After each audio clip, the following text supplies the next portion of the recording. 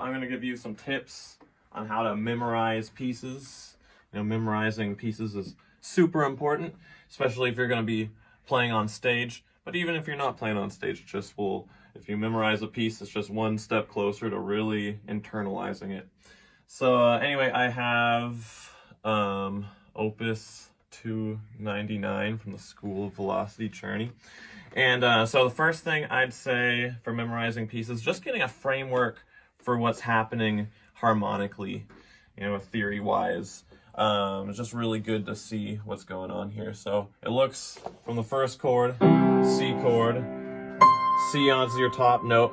We're probably in C, so I would say 1, 5, 1, 5, 1, 4, 5, and just kind of understanding the motion there is super helpful.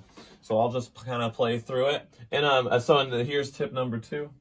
To grab a chunk of the piece. Don't try and memorize the whole entire thing in one setting. It's good to kind of have markers where you're like, okay, this is a section and this is a section, and you're memorizing them in isolation. So just by giving a little visual look, I'd say these are all just running scales. And then it starts to change direction. So maybe this is a chunk.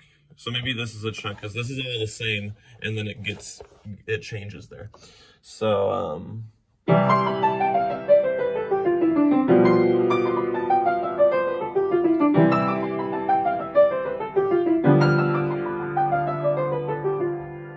so that would be your chunk right there.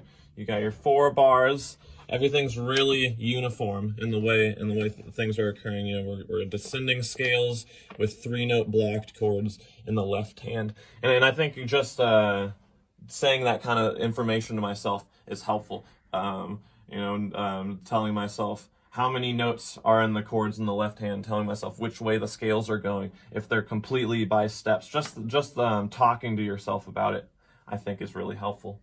But anyway, so those are my tips. Have an understanding of the harmony.